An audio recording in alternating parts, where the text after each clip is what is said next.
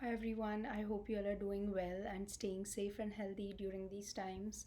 This is Radhika here again, and this video is going to be about how narcissistic clans disguise abuse as fun, or like fun times or joking or something like that.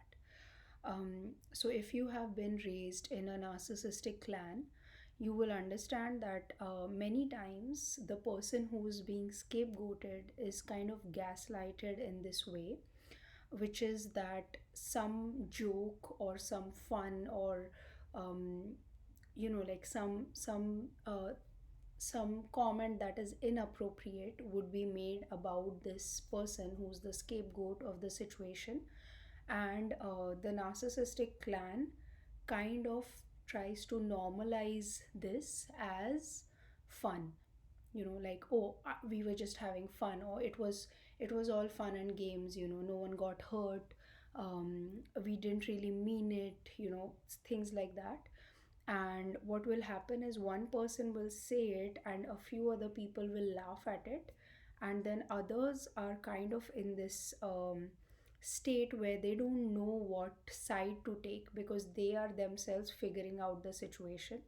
So there might be some people who are staying silent but they don't feel this is correct, and there might be some other people who are looking at it and they feel that it's not correct, but at the same time they get like some sort of sadistic pleasure in it, and also they feel like better them than me. So it can be like a mixed array of feelings like this.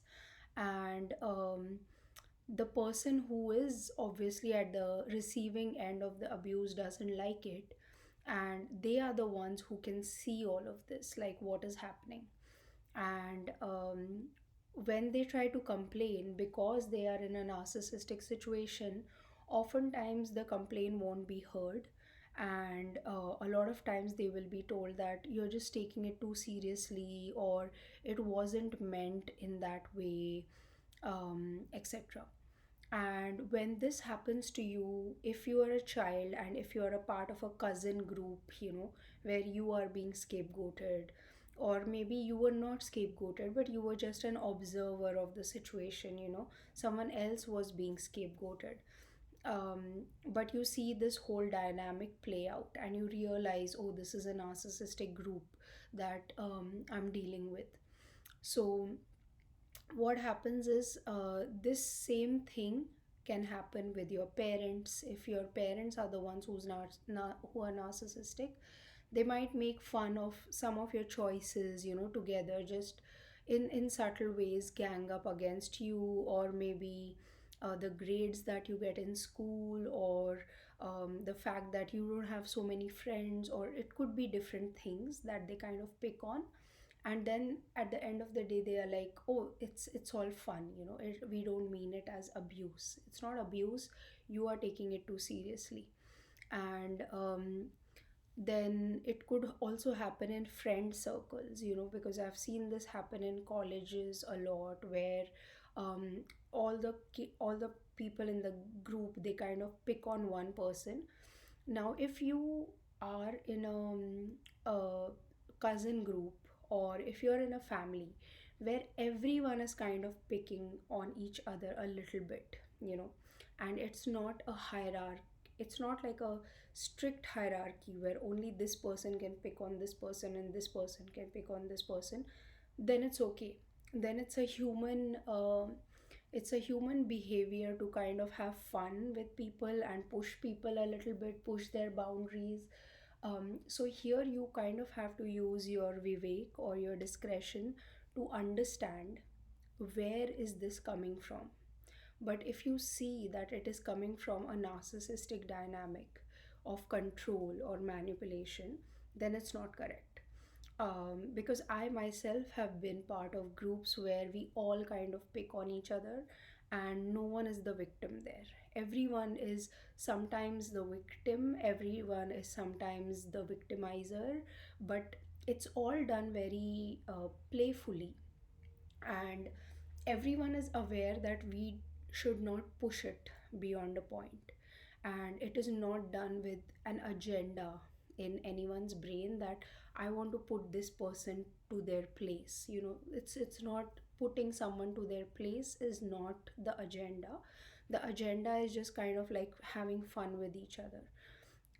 So if that is the dynamic, then this is totally fine. Then no one is being victimized here. It's all a playful dynamic. So you kind of have to understand the difference. And in my own experience, I have been part of both these kind of groups where one is everyone is independent, everyone knows who they are, they are just kind of, trying to trouble each other a little bit. And then the other scenario where it's very insidious, it's done with an intention, it's done with a hidden agenda. So yeah, so there's friend circles like that. Even in office, when you go and you create groups in office, you will find some offices which have such very insidious tactics that are going on hidden, behind the scenes, and you have to be really tuned into that environment to kind of pick up subtle clues about it.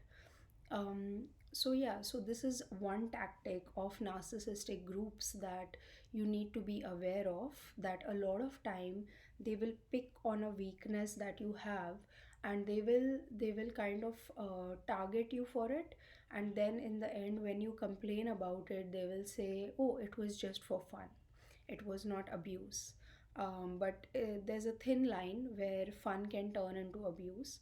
So you actually have to think about, or you have to feel it out a lot, and see what is the intention behind the so-called fun that is happening in the group.